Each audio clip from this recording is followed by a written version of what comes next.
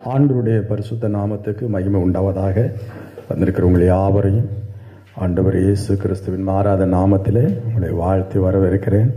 கர்த்ததாமே இந்த நாளிலும் தேவன் உங்கள் இருதயத்துக்கு, உங்களுடைய ஆவிக்குரிய ஜீவியத்திற்கு எல்லா வளர்ச்சிக்கு தக்க நிறைவான தேவனுடைய வார்த்தைகளை அவர் கொடுக்க வல்லவராக இருக்கிறார். அல்லேலூயா. ஆகையால் இந்த நாளிலும் கூட தேவ சமூகத்தில் உடைய வார்த்தையை நாம் கேட்க இருக்கிறோம். இந்த நாளிலும் 1 பேதுரு 5ஆம் அதிகாரம் நம்முடைய வாக்குத்தத்த வசனத்தை எடுத்துக்கொள்வோமாக. 8-9 வசனங்களை நாம் வாசிப்போமாக.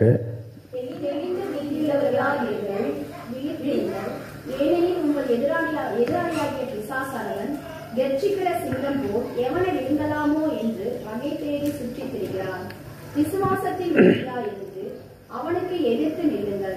உலகத்தில் உள்ள உங்கள் சகோதரரிடத்திலே அப்படிப்பட்ட பாடுகள் நிறைவேறி வருகிறது என்று அறிந்திருக்கிறீர்களே. ஆமென். அல்லேலூயா.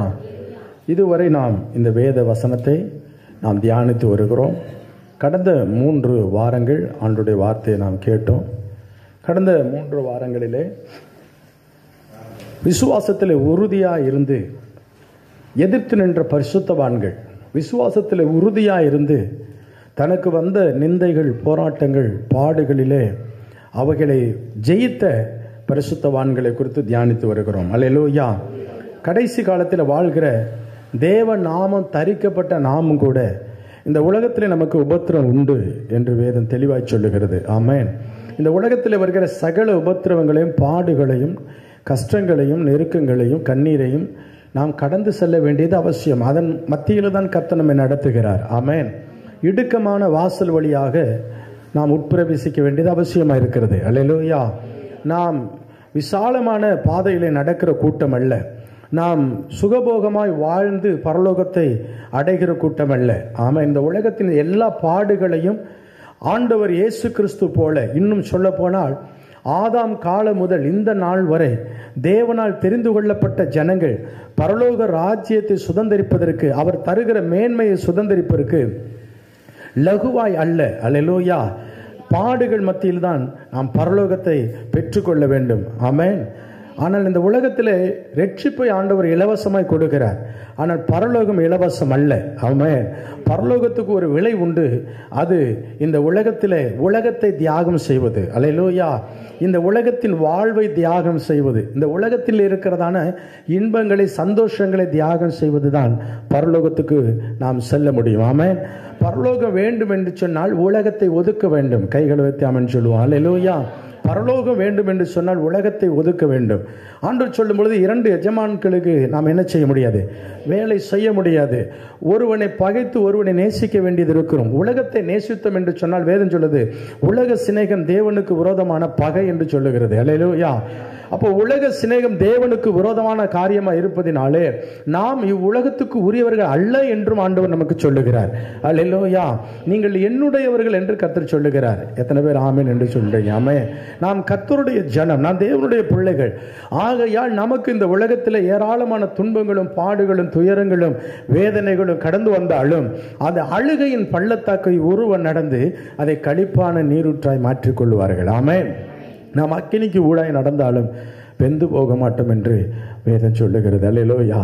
ஆண்டவர் நமக்கு முன்னுரைத்து வைத்திருக்கிறார். அதற்கு ஏராளமான உதாரணங்களை கர்த்தர் நமக்கு வைத்திருக்கிறார். ஏராளமான எக்ஸாம்பிளை கர்த்தர் வைத்திருக்கிறார். ஆமென்.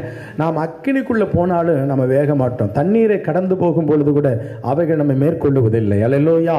எவ்வளவு பெரிய ஆறுகள், எவ்வளவு பெரிய கடல் அலை பொங்கி வந்தாலும் அதற்கு மத்தியில் ஒரு வழியை ஏற்படுத்துகிற ஒரு தேவனாக இருக்கிறார். ஆமென்.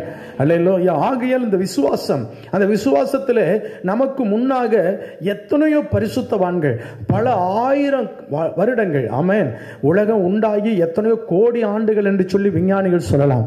வேதம் சொல்லுகிறது, உலகம் உண்டாகி இதுவரை வேதத்தின்படி கணக்கிடப்பட்டால் 6000 வருடங்கள் முடிந்து இப்போ 6020வது வருஷத்துக்குள்ள போய் கொண்டிருக்கிறோம். ஆமென்.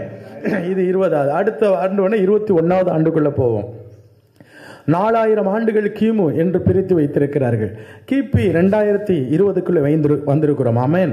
இந்த 6000 ஆண்டுகள் ஆதாமிலிருந்து, ஆமென், வேதத்தின்படி ஆதாம் உருவாக்கப்பட்டதிலிருந்து இந்த நாள் வரை 6020 வருடங்கள். கைகளை உயர்த்தி ஆமென் சொல்லுவோம்.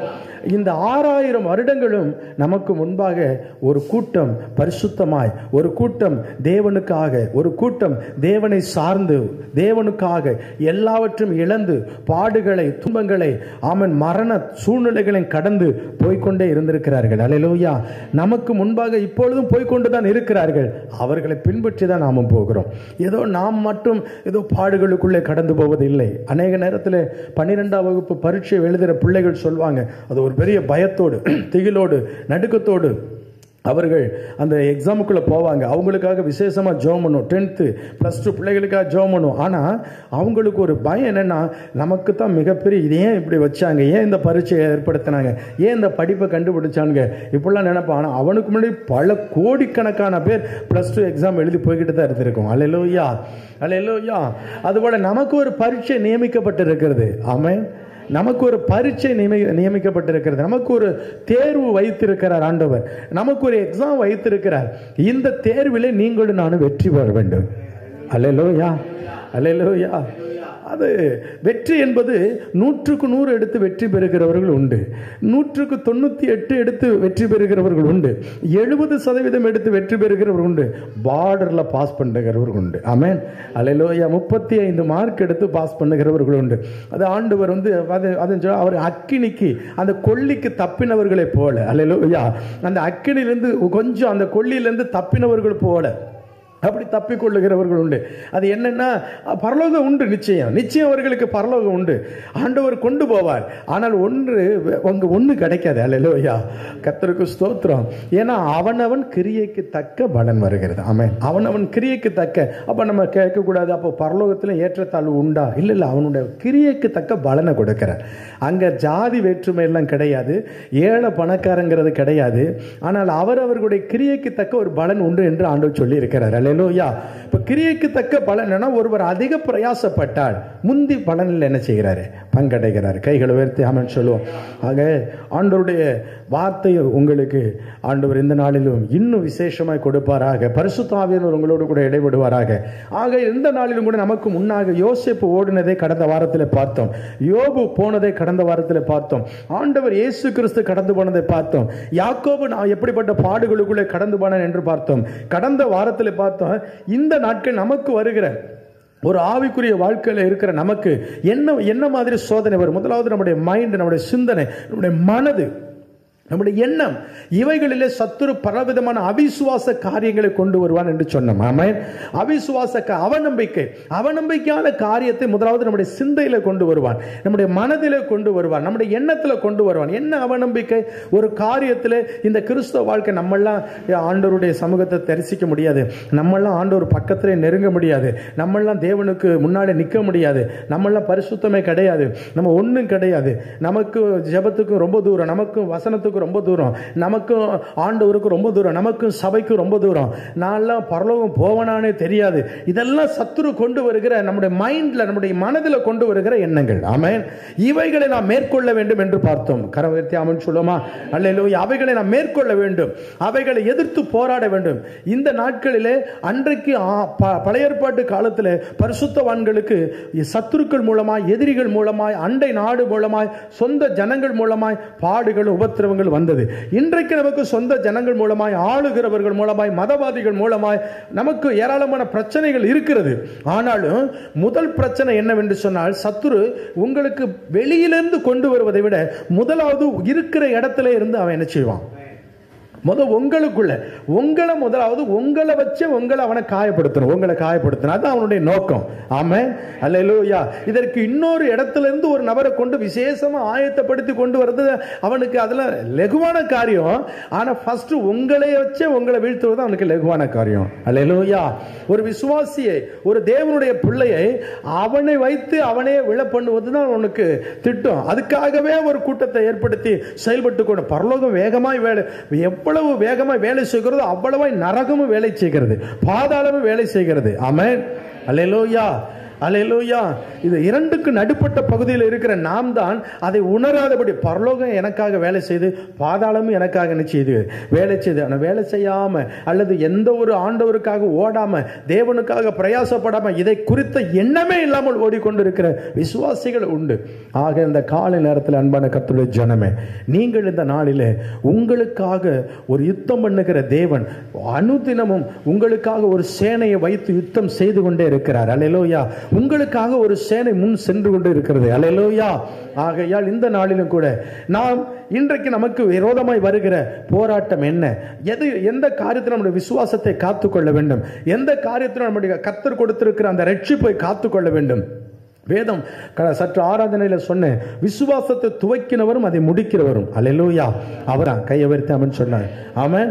அவர்தான் விசுவாசத்தை துவக்குகிறவர், அவர்தான் விசுவாசத்தை முடிப்பார்.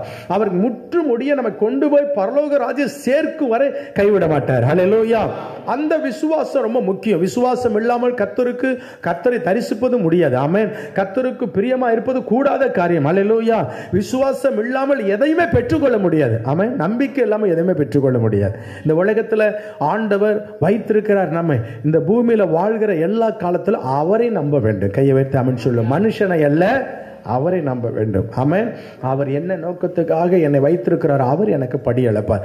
என்னை வைத்தவர் எனக்கு உதவி செய்வார், என்னை உண்டாக்கினவர் எனக்கு உதவி செய்வார், என்னை உருவாக்கினவர் என்னை நடத்துவார். என்னை ஆண்டவர் இந்த பூமியில அவருடைய ஜீவனை எனக்கு தந்திருக்கிறார். எத்தனை பேர் விசுவாசிக்கிறீங்க? உங்களுக்கு ஜீவன் யாருடையது? அவருடையது. அல்லேலூயா.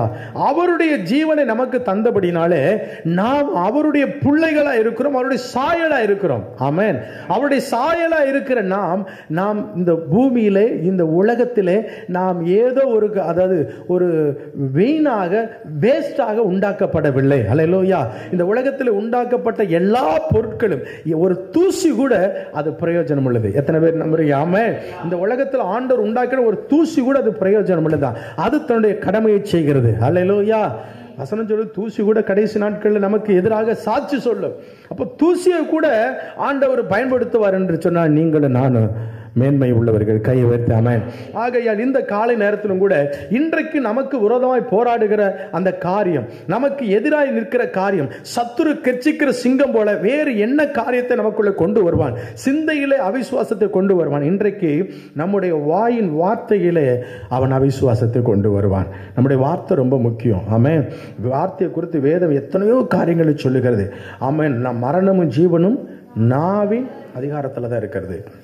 இப்போ நம்முடைய வார்த்தையில் அவிசுவாசமான அவநம்பிக்கையான வார்த்தைகளை நாம் பேசும் பொழுது, ஆமென், அல்லேலூயா, தேவனை துக்கப்படுத்துகிற வார்த்தைகளை பேசும் பொழுது, தேவனை வேதனைப்படுத்துகிற, இயேசுவை வேதனைப்படுத்துகிற, ஆவியானவரை துக்கப்படுத்துகிற வசனம் சொல்லுகிறது, எந்த பாவமும் மன்னிக்கப்படும், ஆனால் பரிசுத்த ஆவிக்கு விரோதமாய் சொல்லப்படுகிற தூஷணம். ஆமென். ஒருவனுக்குள்ளே இருக்கிற ஆவியானவர், உங்களுக்குள்ளே இருக்கிற ஆவியானவரை துக்கப்படுத்துகிற காரியங்கள் உங்களுடைய வாயிலிருந்து புறப்படுமானால் அந்த வார்த்தைகள் உங்களுடைய வாழ்க்கையில் வருகிற ஆசீர்வாதங்களை தடை செய்கிறது. ஆமென். உங்களுடைய வார்த்தைகள் ஆசீர்வாதங்களை தடை செய்கிறது. நம்முடைய வார்த்தை ரொம்ப முக்கியமானது. நம்முடைய வாய் ஆண்டவர் கொடுத்திருக்கிற இந்த உலகத்தில் எந்த ஜீவன்களுக்கும், ஆமென், தேவன் உண்டாக்கின சகல ஜீவன்களுக்கும் அந்த ஜீவன்களை காட்டிலும் விசேஷித்த ஒரு கிருபை, விசேஷித்த ஒரு கிஃப்ட் ஆண்டவர் நமக்கு தந்திருக்கிறார். அது வார்த்தை. அல்லேலூயா. பேச்சு. இந்த உலகத்தில் வேற எது பேசும்? மனுஷனை தவிர பேசக்கூடிய படைப்பு ஏதாவது இருக்குதா? கற்றுக் கொடுத்தா கிளி பேசும், 2 வார்த்தை பேசும். வேற ஏதாவது இந்த உலகத்தில் பேசுகிற மிருகங்கள், பறவைகள், ஊர்வன ஏதாவது இருக்கா? நீங்களும் நானும் தான் பேச முடியும். அல்லேலூயா. இந்த நாவு ஏன்னா அவர் ஆதியிலேயே இந்த உலகத்தை தம்முடைய வார்த்தையினாலே சிருஷ்டித்தார். அல்லேலூயா. அந்த வார்த்தையை நம்முடைய வாயில வைத்திருக்கிறார். இன்னும் அவர் எவ்வளவு அந்த அதிகாரம் உள்ளவராய், அவருடைய வார்த்தை எவ்வளவு அதிகாரம் உள்ளதாய், அவருடைய வார்த்தைகளை எவ்வளவு வல்லமை இருக்கிறதோ அதே வல்லமை தேவன் தம்முடைய பிள்ளைகளுடைய வாயிலும் வைத்திருக்கிறார். நீ ஆசீர்வதிக்கிறது எதுவோ அது ஆசீர்வதிக்கப்படும், நீ சபிக்கிறது எதுவோ அது சபிக்கப்படும் என்று சொல்லுகிறார். அல்லேலூயா. நீ ஒரு வீட்டுக்குள்ளே பிரவேசிக்கும் போது அந்த வீட்டுக்கு சமாதானம் உண்டாகட்டும் என்று சொன்னால் அது சமாதானம் உண்டாகும் என்று சொல்லுகிறார். ஆமென். அல்லேலூயா. உங்களை துன்பப்படுத்துகிறவர்களை ஆசீர்வதிங்கள் என்று சொல்லுகிறார். அல்லேலூயா. அப்போ நம்முடைய வாயின் வார்த்தைகள் ஏதோ சாதாரணமானது அல்ல. ஒரு மாடு கத்துவது போல, ஒரு ஆடு கத்துவது போல, ஒரு பறவை கத்துவது போல அல்ல. நீங்களும் நானும் பேசுகிற ஒவ்வொரு வார்த்தைக்கும் கணக்கு கொடுக்க வேண்டும். இந்த பூமியிலே மாடு கத்துவதற்கு கணக்கு கொடுக்க வேண்டிய அவசியம் இல்லை. ஒரு பறவை கூவுவதற்கும் கத்துவதற்கும் கணக்கு கொடுக்க வேண்டிய அவசியம் இல்லை. ஆனால் நீங்கள் நானும் பேசுகிற ஒவ்வொரு வார்த்தைக்கும் கணக்கு கொடுக்க வேண்டும். எத்தனை பேர் விசுவாசிக்கிறீங்க? ஆமென். அல்லேலூயா. நம்முடைய வார்த்தைகள் ஒவ்வொன்றும் எழுதப்படுகிறது. நம்முடைய வார்த்தைகள் ஒவ்வொன்றும் பதிவு செய்யப்படுகிறது. நம்முடைய வார்த்தைகள் ஒவ்வொன்றும் நம்மை பின்தொடர்ந்து வருகிறது. நம்முடைய வார்த்தைகள் ஒவ்வொன்றும் நம்மை கண்ணி வைத்து பிடிப்பதற்கு எச்சரிக்கை இருக்கிறது. என் வார்த்தைகளை எனக்கு கண்ணியாய் மாறிவிடும். என்னுடைய வார்த்தைகளிலிருந்து என்னை எனக்கு எதிராக இருக்கிற சத்துரு, எனக்கு எதிராக இருக்கிற பிசாசானவன் என்னுடைய வார்த்தையை கொண்டே அவன் என்னை விழ தள்ளுவதற்கு அவன் ஆயத்தம் உள்ளவனாக இருக்கிறான். ஏவாளிடம் வந்து கேட்கிறான், இதை இந்த பழத்தை சாப்பிட வேண்டாம் என்று சொன்னாரோ? ஆமென். கேட்டு அவன் கொஸ்டின் கேட்கும் பொழுதே அந்த கேள்வியிலேயே என்ன இருக்கும்? ஒரு தூண்டில், ஒரு வலை இருக்கும். ஆமென். அப்போ நம்முடைய வாயில இருந்து புறப்படுகிற வார்த்தையில எந்த வார்த்தை அவனையே திருப்பி பிடிக்கலாம்னு சொல்லி கவனமா இருப்பான். இயேசு கிறிஸ்து பேசும் பொழுது பரிசேயரும் சதுசேயரும் பிரதான ஆசாரியர்களும் வேத பாரகரும் அவருடைய வார்த்தைகளை குற்றம் கண்டுபிடிக்கும்படி தான் அநேக முறை பார்த்தீங்கன்னா அவர் எங்க போனாலும் இவங்களும் போனாங்க. அவருடைய வார்த்தை கேட்பதற்கல்ல, எதுக்காக? குற்றம் பிடிப்பதற்காகவே அவரை ஃபாலோ பண்ணி பின்தொடர்ந்து போனார்கள். ஆமென். அல்லேலூயா. ஆண்டவர் ஒரு இடத்துல கூட அவர்களுடைய அவர்களுடைய எண்ணம், அவர்களுடைய நோக்கம் நிறைவேறாதபடி தம்முடைய வார்த்தைகளை உண்மை உள்ளவராக இருந்தார். கைகளை உயர்த்தி ஆமென் சொல்லுங்க. தன்னுடைய வார்த்தை சத்தியம் உள்ளதா இருந்தது. அவருடைய வார்த்தை கிருபை உள்ளதா இருந்தது. ஆமென். அவருடைய வார்த்தை உண்மை உள்ளதா இருந்தது. அவருடைய வார்த்தை எச்சரிப்பா இருந்தது. அவருடைய வார்த்தைக்கு அவர்கள் ஆச்சரியப்பட்டார்கள். அவர் பேசுகிற காரியங்களை கேட்டு ஆச்சரியப்பட்டார்கள் என்று சொல்லுகிறார்கள். ஆமென். வேதம் சொல்லுகிறது, அவர் இளமையா இருக்கும்போது 12 வயது ஒரு சிறுவனா இருக்கும் பொழுது கூட அவர் பேசின வார்த்தைகளை கேட்ட வேதபாரகர் தேவாலயத்தில் இருந்தவர்களும் என்ன செய்தார்களாம்? ஆச்சரியப்பட்டார்கள் என்று வசனம் சொல்லுகிறது. ஆகையால் பிரியமான தேவ பிள்ளையே, இந்த காலை நேரத்தில் உங்களுடைய வாழ்க்கையில இன்றைக்கு விசுவாசத்தை எடுக்கும்படி, உங்கள் விசுவாசத்தை தகர்க்கும்படி, உங்களுடைய தேவன் வைத்திருக்கிற ஆசீர்வாதங்களை நிர்மூலமாக்கும்படி, நீங்கள் தேவனுடைய ஆசீர்வாதங்களை பெற்றுக் கொள்ளாமல் அதை தடை செய்வதற்கு உங்கள் வார்த்தையை கண்ணியாக பிசாசானவன் பயன்படுத்த முடியும். ஆகையால் இந்த நாளிலே நம்முடைய விசுவாசத்தை அசைத்து பார்க்கிற அந்த வார்த்தைகளுக்கு நாம் எச்சரிக்கையா இருப்போமாக. ஆமென். பாருங்க, நோவாவுடைய நாட்களில் பார்க்கிறோம். அப்படி எச்சரிக்கை இருந்த சில மனிதர்களை பார்த்து நாம் எந்தெந்த காரியங்களில் நம்ம எச்சரிக்கை இருக்க வேண்டும் என்று பார்க்க போகிறோம். நோவாவுடைய காலத்தில் எபிரேயருக்கு எழுதின நிருபம் 11வது வசனம் 11வது அதிகாரத்தை எடுத்துக்கொள்ளுங்கள். நோவா வாழ்ந்த காலத்தில் அவனுடைய விசுவாசத்தை, அவனுடைய வாயிலிருந்து வந்த வார்த்தைகளை அல்லது அவனுடைய அந்த பிரசங்கத்தை எதிர்க்க ஜனங்கள் அவர்கள் எப்படி என்ன நோக்கத்தோடு கூட கேட்டார்கள், அவர்கள் அந்த பிரசங்கத்துக்கு அந்த செய்திக்கு அவர்கள் எப்படி அவர்கள் செவி கொடுத்தார்கள் என்று பார்க்கிறோம். வாசிப்போமாக 7வது வசனம். நோவா தற்காலத்திலே காணாதவைகளை குறித்து தேவ எச்சரிக்கை பெற்று பயபக்தி உள்ளவனாக தன் குடும்பத்தை ரட்சிப்பதற்கு பேழையை உண்டு பண்ணினான். அதனாலே அவன் உலகம் ஆக்கினைக்குள்ளானது என்று தீர்த்து விசுவாசத்தினால். அங்க கவனிங்க, அதனாலே அவன் உலகம் ஆக்கினைக்குள்ளாக உள்ளானது என்று தீர்த்து நீதிக்கு சுதந்திரவாளியானான். ஆமென். அல்லேலூயா. நீதிக்கு சுதந்திரவாளியானான். நோவாவுடைய நாட்களை பார்க்கிறோம். உங்களுக்கு ஆதியாகமத்தில் நீங்க 6ஆம் அதிகாரத்திலிருந்து நோவாவுடைய சாப்டர் இருக்கிறது நீங்க படிச்சீங்கன்னா, நோவாவை அந்த வாழ்ந்த காலத்தில், அவன் வாழ்ந்த காலத்தில் அவனைத்தான் கர்த்தர் என்னவா பார்க்கிறாரு? நல்ல சத்தமா சொல்லுங்க, நீதிமான பார்க்கிறார். நோவா பிரசங்கம் பண்ணாராம். அவர் வார்த்தைக்கு அந்த நாட்களில் இருந்த ஜனங்கள் செவி கொடுக்கவில்லை. அதற்கு மாறாக நோவாவை பரியாசம் செய்தார்கள், கேலி செய்தார்கள். அவன் செய்கிற காரியத்தை, வினோதமான காரியத்தை கண்டு மழை என்கிற ஒரு காரியமே இதுவரை சம்பவித்தது இல்லை. இப்படி ஒரு கப்பல், இப்படி ஒரு பேழை, இவ்வளவு பெரிய பேழை ஒன்று அந்த நாட்களில் அவர்கள் பார்த்ததும் இல்லை. ஆமென். அல்லேலூயா. ஆனால் அதெல்லாம் ஜனங்களுக்கு ஒரு கேலியாக, ஒரு பரியாசமாக இருந்தது. ஆனாலும் நோவாவுடைய விசுவாசம் அதனாலே உடைக்கப்படவில்லை. அல்லேலூயா. எத்தனை பேர் பரியாசம் பண்ணியிருப்பாங்க, எவ்வளவு பேர் கேலி செய்திருப்பாங்க, எவ்வளவு பேர் அவனை நிந்திச்சிருப்பாங்க, எத்தனை பேர் அவனை பார்த்து அவனுடைய ஒவ்வொரு நாளும் தினமும் வந்து அவன் செய்கிற வேலையை செய்ய விடாதபடி மனம் அடிவாக்கி இருப்பார்கள். ஆமென். ஆனால் நோவா அவர்களுடைய எல்லா வார்த்தைகளையும் அவன் காது கொடுத்து கேட்காதபடி தன்னுடைய விசுவாசம், தேவன் என்னோடு கூட பேசியிருக்கிறார். அல்லேலூயா. பிரியமான தேவ பிள்ளையே, கர்த்தர் உங்களுக்கு ஒரு வாக்குத்தத்தம் கொடுத்திருக்கிறார். அந்த வாக்குத்தத்தம் மெய்யாகவே நிறைவேறும். எத்தனை பேர் விசுவாசிக்கிறீங்க? ஒவ்வொரு வருஷமும் ஒவ்வொரு நாளும் ஆண்டவர் பேசின அந்த வார்த்தைகளை மட்டும் நீங்கள் காதிலே, மனதிலே, சிந்தையிலே, உங்களுடைய இருதயத்திலே, உங்களுடைய வாயிலே அது வர வேண்டும். ஆமென். ஆண்டவருடைய அந்த வாக்குத்தத்தம் உங்க வாயில வந்து கொண்டே இருக்குமானால், தேவன் சொன்னதான வார்த்தை, அந்த வார்த்தை உங்களுக்கு வந்து, கர்த்தர் சொன்னார் இந்த உலகம் அழிய போகிறது, ஆண்டவர் என்னை பாதுகாக்கும்படி சொன்னார், என்னை ஒரு பேழை கட்ட சொன்னார், ஆண்டவர் என்னுடைய குடும்பத்தை காத்துக்கொள்ளும்படி கட்டளையிட்டு இருக்கிறார். இதில் அவன் கவனமாய் இருந்தான். உலகத்தில் இருக்கிற, நாட்டில் இருக்கிற எல்லா விதமான மிருக ஜீவன்களிலே ஜோடி ஜோடியாக சேர்த்துக்கொள்ள, இதிலேயே அவனுடைய நோக்கம், இதிலேயே அவனுடைய கருத்து இருந்தது, அவனுடைய கவனம் இருந்தது. நீங்களும் உங்களுடைய வாழ்க்கையில கர்த்தருடைய வார்த்தையை மாத்திரம் பிடித்துக் கொள்ளுங்கள். அல்லேலூயா. 1 பேதுரு 3வது அதிகாரம் 20வது வசனத்தில் அதே அந்த நோவா நாட்களில் நடந்த காரியத்தை குறிப்பிடுகிறார். 1 பேதுரு 3வது அதிகாரம் 20வது வசனத்தில், அந்த ஆவிகள் மேல இருந்து வாசிங்க, 19வது வசனத்திலிருந்து, ஆண்டவர் இயேசு கிறிஸ்து 3 நாள் சிலுவை மரணம் அவர் அடைந்த பின்பு வேதம் சொல்லுகிறது, 3 நாள் அவர் எங்க இருந்தார்னா பூமியின் பாதாளத்தில் இருந்தார். அது எப்படி இந்த வசனம் சொல்லுது வாசிங்க, ஆவியிலே போய் காவலில் உள்ள ஆவிகளுக்கு பிரசங்கித்தார்.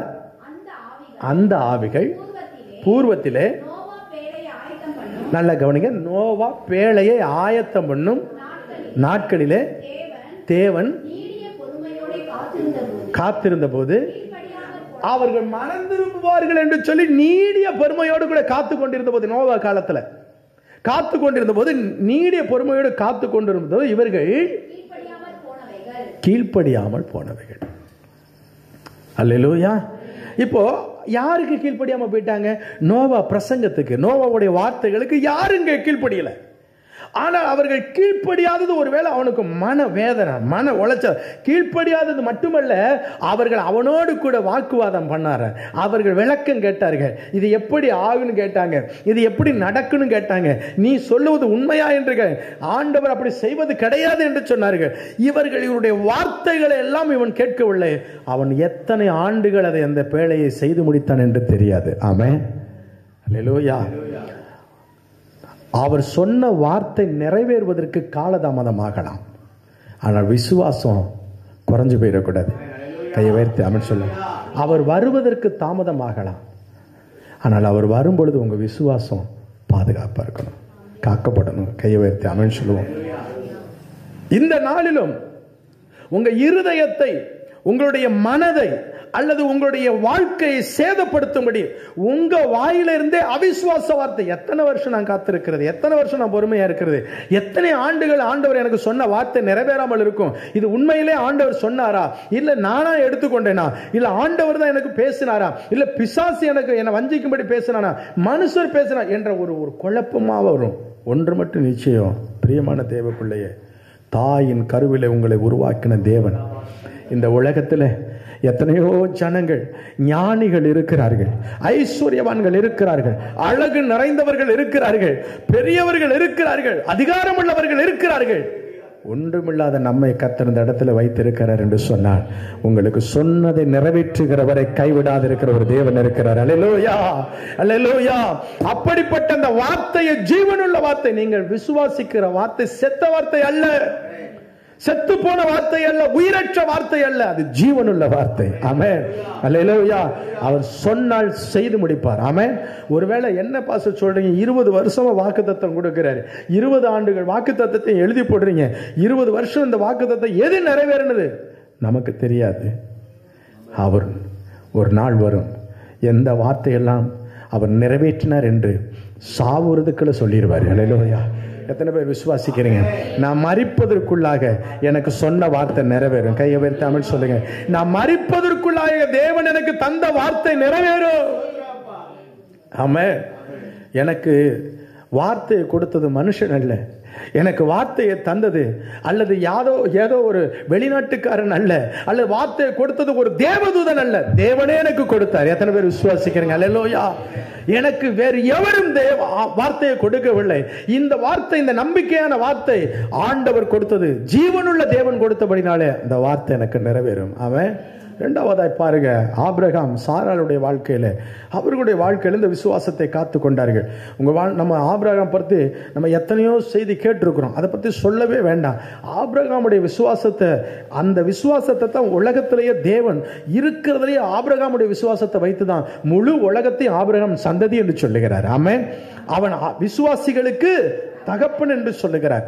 அப்போ அப்படிப்பட்ட ஒரு விசுவாசம் அந்த வயதிலும் கர்த்தர் எனக்கு சொன்ன, அப்போ இந்த 100 வயசுக்குள்ளாக 100 வயதுல ஈசாக்கு பெற்றெடுக்கிறான். ஆனால் அந்த 100 வயது வரை எத்தனை பேர் அவனை வேதனை உள்ள வார்த்தைகளால் பேசியிருப்பார்கள், எத்தனை பேர் அவனை நிந்தித்திருப்பார்கள், எத்தனை, இன்னும் சொல்ல போனா மனைவி அந்த விசுவாசத்தை, சாராள் ஆண்டவர் சொன்ன அந்த வார்த்தை, உனக்கு சந்ததியை கொடுப்பேன், நான் உனக்கு காட்டுகிற தேசத்துக்கு போன்னு சொல்லும் போது சொன்ன அந்த வார்த்தை கேட்டு கீழ்ப்படிந்து விசுவாசித்து வந்த சாராள் இடையில ஆகார திருமணம் செய்து வைக்கும் பொழுது அவளுடைய விசுவாசத்தை அவள் இழந்து போனாள். ஆமென்.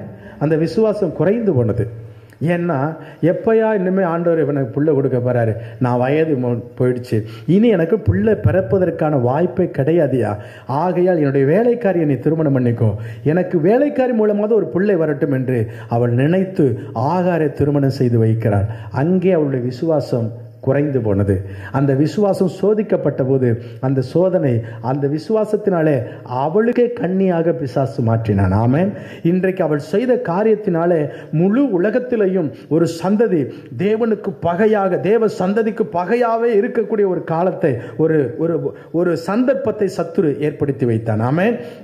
தனக்கு சாதகமாக மாற்றி விட்டான். பிரியமான கர்த்தருடைய பிள்ளையே, இந்த நாளிலும் கூட உங்களுடைய விசுவாசம் சோதிக்கப்படும் பொழுது பி கேர்ஃபுல். அல்லேலூயா. வார்த்தை ரொம்ப முக்கியம். உங்க வார்த்தை ரொம்ப முக்கியம். ஆண்டவர் உங்க வார்த்தையை பார்க்கிறார்.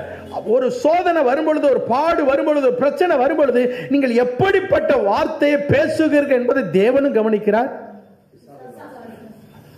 தேவன் கவனிக்கும் பொழுது சந்தோஷப்படுறார். நீங்க விசுவாசத்தை பேசும் பொழுது சரியான, ஆண்டவர் சத்துரு பிசாசானவன் இயேசு கிறிஸ்துவை சோதிக்கும் பொழுது நீங்க, உங்களுக்கு எல்லாம் தெரியும், 3 விதமான சோதனையிலுமே அவனை வார்த்தையினாலே ஜெயிக்கிறார். அல்லேலூயா, அல்லேலூயா.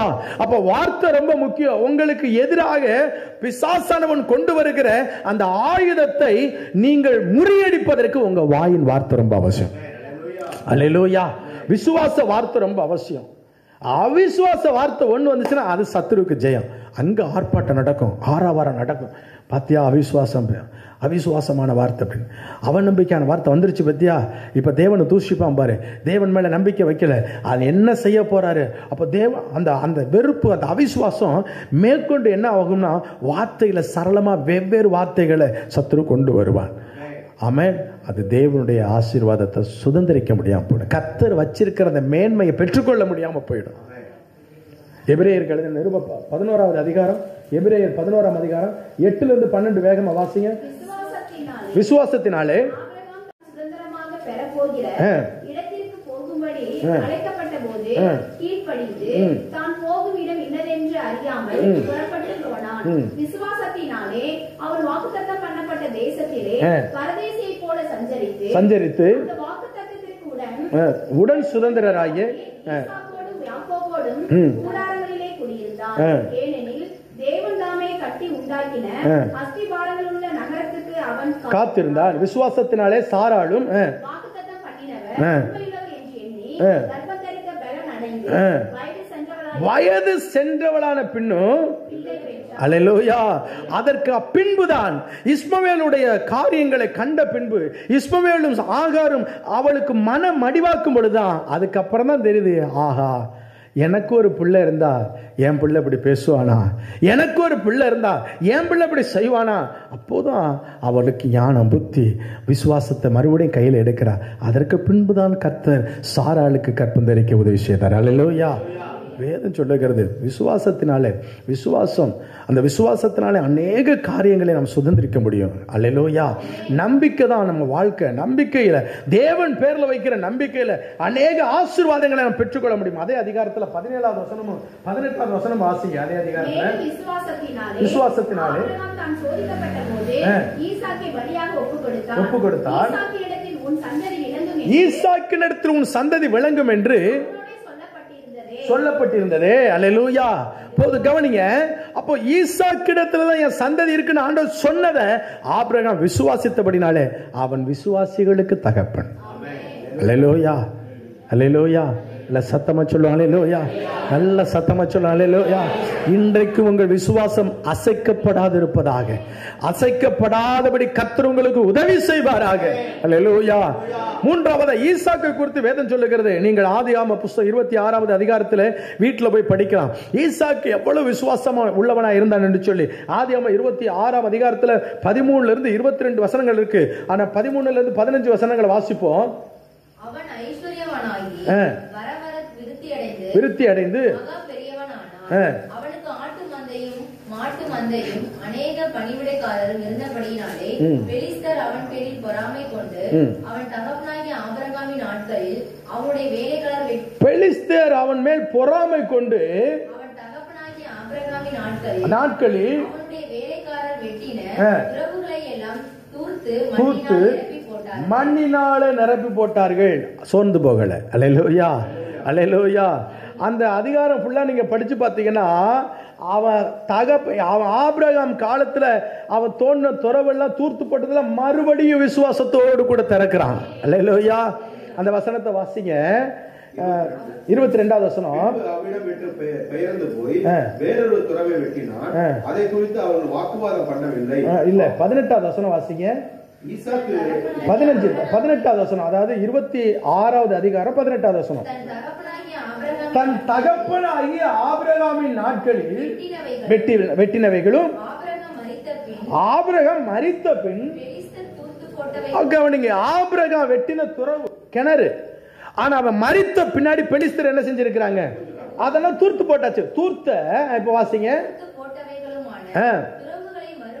துறவுகளை மறுபடியும் தோண்டி, கைகளை வருத்தி அமைச்சு சொல்லுங்க. எல்லாம் சத்தமா சொல்லுங்களேன். மறுபடியும் தோண்டி அவன் தன் தகப்பன் என்ன பேரு அந்த துறவு அந்த கிணத்துக்கு போட்டு சொல்லி இருந்தானோ பேர் வச்சிருந்தானோ திரும்ப பேரிட்டான். கைகளை வருத்தி அமைச்சு சொல்லுவோம். எது தெரியுமா? விசுவாசம். தூர்த்து போட்டதை மறுபடியும் தோண்டுனா வருமா, தண்ணி வருமா அப்படின்னு அவன் சந்தேகப்படலை. அழிச்சு போட்டாச்சு. ஒரு கிணத்தை மூடுறது சாதாரண காரியம் கிடையாது. ஒரு கிணறை தோண்டி அதை மூடுறதுங்கிறது சாதாரண கிடையாது. ஆனால் பெலிஸ்தர்கள் நாட்களில் யுத்தத்துக்கு போயிட்டாங்க அப்படின்னாலே எதிரி நாட்டுடைய கிணறு அவங்க மூடுறதே எதுதான்? தண்ணி இல்லாமல் என்ன செய்யணும்? பஞ்சத்தை உண்டாக்கணும். ஒரு கிணறை மூடுனா கம்ப்ளீட்டாக மூடியாச்சுன்னா அதோடைய அந்த அந்த தண்ணி வருதான அந்த ஊற்று ஃபுல்லாக என்ன செய்யப்படுது? அடைக்கப்படுது. இப்போ மறுபடியும் தகப்பனாகிய ஆபிரகாம் எந்த இடத்துல கிணறு வெட்டினாங்கிறத கண்டுபிடிக்கணும் பாருங்க. தூர்த்து போட்டாச்சுன்னா என்ன ஆச்சு? சமப்படுத்தியாச்சுன்னு அர்த்தம். ஆமாம், சமப்படுத்தியாச்சு. எப்போ? ஆபிரகாம் மரிச்ச உடனே எல்லாம் முடிஞ்சு.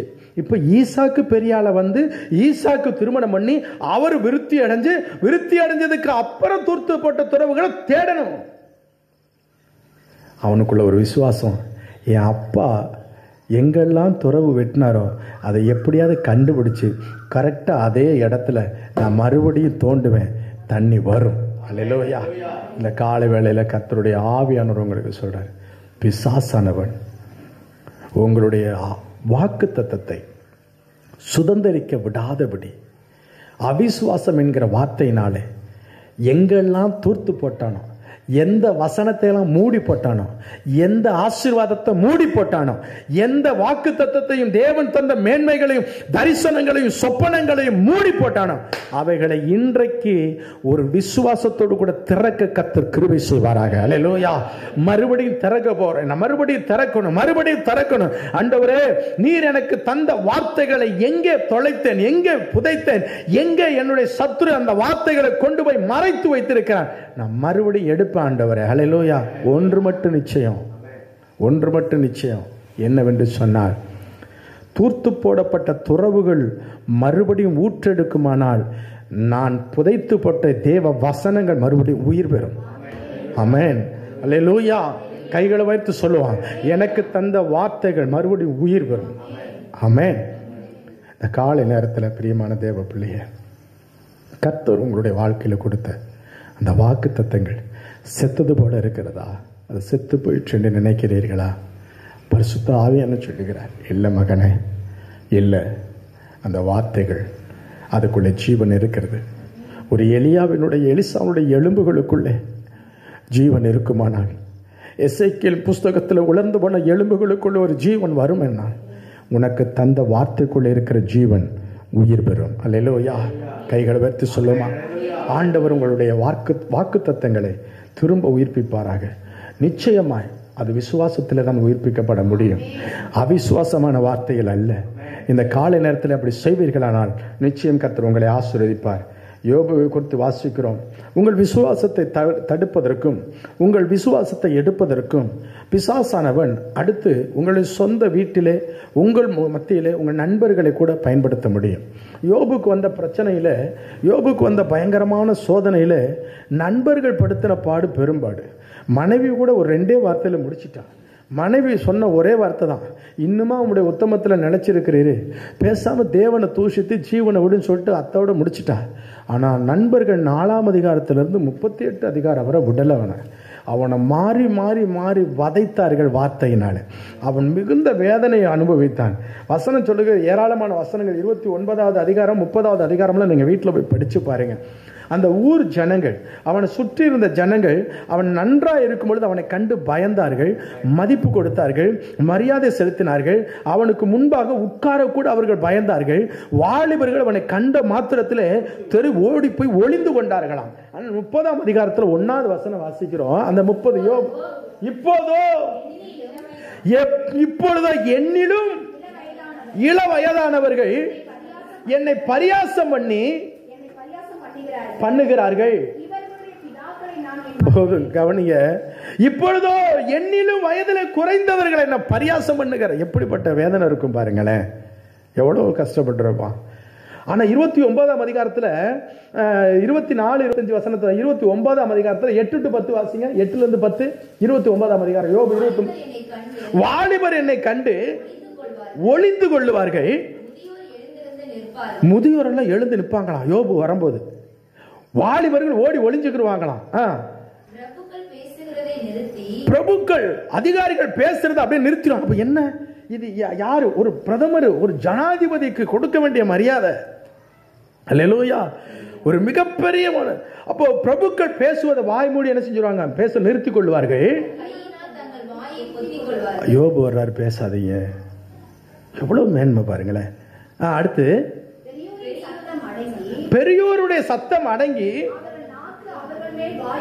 அப்படி பெரியவங்களா, அந்த அளவுக்கு பயம், அந்த அளவுக்கு பயம். ஆனா அதே 24வது வசனம், அதே அதிகாரத்தில் 24, 25, நான் அவர்களை பார்த்து கொஞ்சம் நகைத்தால், கொஞ்சம் சிரிக்கும் போது, அந்த நான் யாரையாவது பார்த்து ஒரு மாதிரி என்ன அப்படின்னு சிரிச்சேன்னா அவங்க துணிகரம், என்ன சிரிக்கிறீங்க யோபுன்னு கூட கேட்க மாட்டாங்க. துணிகரம் கொள்ளவில்லை. ஆனா 30வது அதிகாரம் 1வது வசனம், இப்பொழுதோ என்னிலும் இள வயதானவர்கள் என்னை பரியாசம். எந்த சூழ்நிலைகளை கடந்து போயிருப்பான். ஆனா ஒண்ணு மட்டும் நிச்சயம், என் மீட்பர் உயிரோடு கூட இருப்பார், நான் அவரை காண்பேன் என்று சொல்ல. கைகளை வைத்து சொல்லமா அந்த வார்த்தை, அந்த விசுவாசம். மனைவிக்கு ஒரு வார்த்தை கொடுத்தான், நீ பைத்தியக்காரி பேசுறது போல பேசுகிற, நன்மை அனுபவிச்சு நம்ம தீமை அனுபவிக்க கூடாதோ என்று சொன்னவன் நண்பர்களுக்கும் அந்த ஊர் ஜனத்துக்கும் முன்னாடி அப்படியே ஒரு பரியாச பொருளாக உட்கார்ந்துருக்கும் பொழுது அவன் சொல்கிற ஒரே ஒரு வார்த்தை, என் மீட்பர் உயிரோடு கூட இருக்கிறார், நான் அவனை பார்ப்பேன். அல்லேலூயா. அவர் எனக்கு நீதி செய்வார். அல்லேலூயா. எத்தனை பேர் விசுவாசிக்கிறீங்க? இந்த நாளில் உங்கள் வாயின் வார்த்தைகளை மறுபடியும் எடுக்க போறீங்க. எந்தெந்த இடத்துல நீங்கள் அவிசுவாசமாக பேசுனீங்க, எந்தெந்த இடத்துல கர்த்தரை நீங்கள் ஆண்டவர் வெட்கப்படுத்துனீங்க, எந்த இடத்துல நீங்கள் பரிசுத்த ஆவியானவர் துக்கப்படுத்தினீங்க, எந்த இடத்துல நீங்கள் ஆவியானவருக்கு விரோதமாக உங்களுடைய வார்த்தை புறப்பட்டு வந்தது, தேவனை விசனப்படுத்துகிற வார்த்தை வந்தது, இன்றைக்கு அதை அறிக்கை செய்ய போகிற வசனம் சங்கீதம் 19:14 வசனத்தை வேகமா எடுப்போம். வேகமா ஒரு சில வசனங்களை வாசிப்போம். சங்கீதம் 19:14. என் கண்மலையும் என் மீட்பருமாகிய கர்த்தாவே, என் வாயின் வார்த்தைகளும் என் இருதயத்தின் தியானங்களும் உமது சமூகத்தில் பிரீதியா இருப்பதாக. எத்தனை பேர் சொல்ல போறீங்க? என் வாயின் வார்த்தைகள் உம்முடைய சமூகத்தில், உம்முடைய ஆலயத்தில் பிரியமா இருக்கட்டும் ஆண்டவரே. ஹல்லேலூயா. தேவனுடைய ஆலயத்தில் மனம் பதறி பேசிவிடக் கூடாது என்று சொல்லுகிறது. பிரசங்கில சொல்லப்படுது 5:2. பிரசங்கி 5 தேவ சமூகத்தில் துணிகரமான வார்த்தை கொண்டு சொல்லிடக் கூடாதாம். இன்னொரு வசனம் சங்கீதம் 106 சொல்லப்படுகிறது, மனம் பதறி பேசினா தேவனுடைய ஆசீர்வாதத்தை இழந்து போவோம். பிரசங்கி 5:2 எடுத்து வாசிப்போம். தேவ சமூகத்தில் துணிகரமாய் வாயினால் பேசாமலும் மனம் பதறி ஒரு வார்த்தை சொல்லாமலும், அப்படி சொல்றாரு பிரசங்கி. ஏன் வாசிங்க? ஏன்னா தேவன் வானத்தில் இருக்கிறார், நீ பூமியில் இருக்கிறாய், ஆதலால் உன் வார்த்தைகள் சுருக்கமா இருக்கணுங்கிறாரு. அல்லேலூயா. அதே சங்கீதம் 106 கொஞ்சம் மனம் பதறி பேசின மோசேக்கு கிடைச்ச பலன் என்னன்னு பாருங்க. சங்கீதம் 106 32-33. மேரிபாவின் தண்ணீர் இடத்துல ஒரு கடும் கோபம் வந்துச்சு. தண்ணீர் கொடுப்பாரோ ஆண்டவர் இந்த கற்பாறையிலிருந்து தண்ணீர் வர வைப்பாரோ? இவ்வளவு பேருக்கு தண்ணீர் எங்க போகுது? அவனுக்கு பயங்கர கோபம். விசுவாசத்தை, மோசேக்குள்ள இருந்து அந்த விசுவாசத்தை அவர்கள் சோதிக்கிறார்கள். அவனுடைய வாயின் வார்த்தையை எப்படியாவது அவனுக்கு எரிச்சலை கொடுத்து அவனே ஒரு விதமா மனம் பதறான். அங்க வசனம் சொல்லுகிறது, வாசிங்க. அவர்கள் நிமித்தம் மோசேக்கு பொல்லாப்பு வந்தது. அவர்கள் அவன் ஆவியை விசனப்படுத்தினதினாலே. கவனிங்க, உங்களை விசனப்படுத்துகிற காரியத்துல உங்க உதடுகள் பதறி பேசிட வேண்டாம். அப்படி பதறி பேசியாச்சுன்னா அதுக்கு என்ன நடக்குது பாருங்க. அடுத்த வசனம்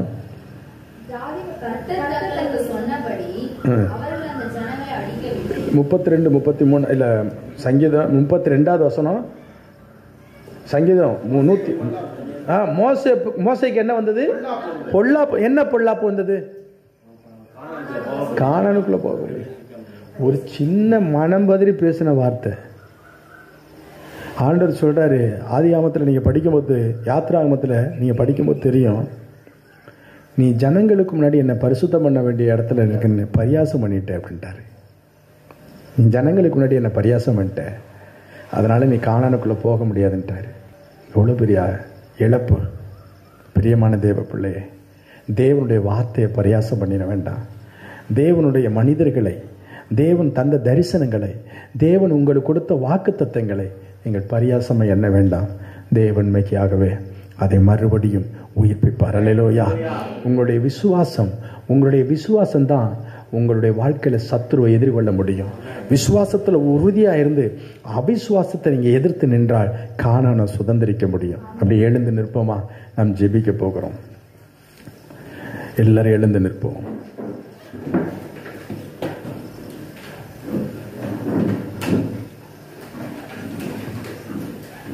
அல்லேலூயா. கைகளை உயர்த்துவோம், வானத்துக்கு நேராக கரங்களை உயர்த்துவோம். நாம் ஜெபிக்க போகிறோம். ஸ்தோத்திரம் பண்ணுங்க. அல்லேலூயா. பரிசுத்தரே, பரிசுத்தரே, பரிசுத்தரே, பரிசுத்தரே, பரிசுத்தரே, பரிசுத்தரே சொல்லுங்க. என் விசுவாசத்தை வர்த்திக்க பண்ணுங்க. என் விசுவாசத்தை வர்த்திக்க பண்ணுங்க. என் விசுவாசத்தை உயிர்ப்பீங்க. என் வாக்குத்தத்தங்களை உயிர்ப்பீங்க. என் வாக்குத்தத்தை எங்கெல்லாம் புதஞ்சு கிடக்கும் அந்த வாக்குத்தத்தங்கள் உயிர் பெறட்டுப்பா. தூர்த்துப்பட்ட துறவுகளை ஈசாக்கு தோண்டி எடுத்தது போல நீர் எனக்கு தந்தவைகளை தோண்டி எடுக்கிறப்பா. அது ஜீவனுள்ள வார்த்தைப்பா, அது உயிருள்ள வார்த்தை ஆண்டவரே. அந்த வாக்குத்தத்தத்தை நிறைவேறுவதாக கைகளை உயர்த்தி சொல்லுங்க. ஹல்லேலூயா, ஹல்லேலூயா, ஹல்லேலூயா, ஹல்லேலூயா, ஹல்லேலூயா. ரப ஷந்தலத ரகனதர எல்லாம் சொல்லுங்க. அந்நிய பாஷையில சொல்லுங்க. அந்நிய பாஷையில ஒரு நிமிஷம் சொல்லுங்க. அந்நிய பாஷையில ஹல்லேலூயா, ஹல்லேலூயா, ஹல்லேலூயா. நன்றி சொல்லாமல் இருக்கவே ஹல்லேலூயா சொல்லுங்க. இயேசுவே, நீர் எனக்கு தந்த வாக்குத்தத்தங்களை நினைவு கூறுகிறப்பா. நீர் எனக்கு தந்த வாக்குத்தத்தங்களை நினைவு கூறுகிறப்பா. நீர் எனக்கு சொன்ன வார்த்தைகள் ஒன்று தரையில விழாது, ஒன்று தரையில விழாது. அதை நிறைவேற்றுவீங்க, அதை நிறைவேற்றுவீங்க. எனக்கு நான் ஆண்டவரே இளம் வயதுல நீங்க என்னை நம்ப பண்ணின அந்த வார்த்தை, என்னை ரட்சித்த அந்த வார்த்தை, என்னை மீட்டு கொண்ட அந்த வார்த்தை, என் பாவத்தை உணர்த்தி என்னை பரிசுத்தப்படுத்தின அந்த வார்த்தையை மறுபடியும் உயிர்ப்பிங்கப்பா. மறுபடியும் அது உயிர்ப்பிக்கப்படுவதாக. எத்தனையோ நன்மைகளை என் வாழ்வில் செய்தாரே, ஏராளமாய் நன்றி சொல்வேன். எத்தனையோ நன்மைகளை என் வாழ்வில் செய்தாரே, ஏராளமாய் நன்றி சொல்வேன். அத்தனையும் நினைத்து நினைத்து நான்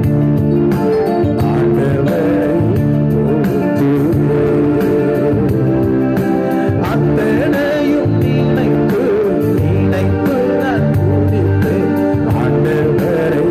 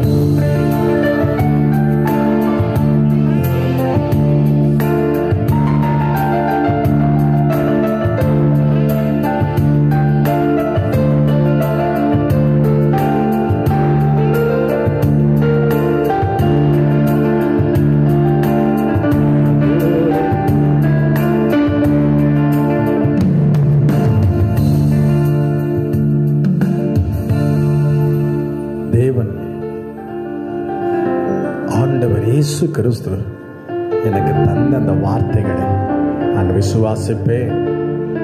அது ஒன்று தரையில விழாது. இன்றைக்கு அந்த வாக்குத்தத்தங்களை நான் திரும்ப எடுப்பேன். இன்றைக்கு அதை உயிர்ப்பிப்பேன். இன்றைக்கு என்னுடைய விசுவாசத்தினாலே மறுபடியும் அதை உயிர் பெற்று எழும்புவதற்கு, அது மறுபடியும் துறவு போல மறுபடியும் ஊற்று போல உற்பத்தி ஆவதற்கு என் விசுவாசத்தை நான் மறுபடியும் புதுப்பிப்பேன் என்று சொல்லுகிறவர்கள் கைகளை உயர்த்துங்க. உங்க விசுவாசத்துக்காக ஜெபிக்க போகிறோம். என் விசுவாசத்தை வர்த்திக்க பண்ணுங்க. சொல்லுங்க, என் விசுவாசத்தை வர்த்திக்க பண்ணுங்க. எனக்குள்ள இருக்கிற விசுவாசம் ஒளிந்து போகாதிருக்கும்படி நான் ஜெபிக்கிறேன். சொல்லுங்க, உங்களுக்காக ஜெபிக்க போகிறோம். உங்களுக்காக, உங்க விசுவாசத்துக்காக ஜெபிக்க போறோம். கைகளை உயர்த்துவோமா? ஹல்லேலூயா. மகா பரிசுத்தம் இரக்கம் நிறைந்த அன்பின் பரலோக பிதாவே, நாங்கள் உம்மை துதிக்கிறோம், உம்மை ஸ்தோத்திரிக்கிறோம். இந்த காலை வேளையில நீர் எங்களோடு பேசின உம்முடைய வார்த்தைகளுக்காக உமக்கு ஸ்தோத்திரம் ஆண்டவரே.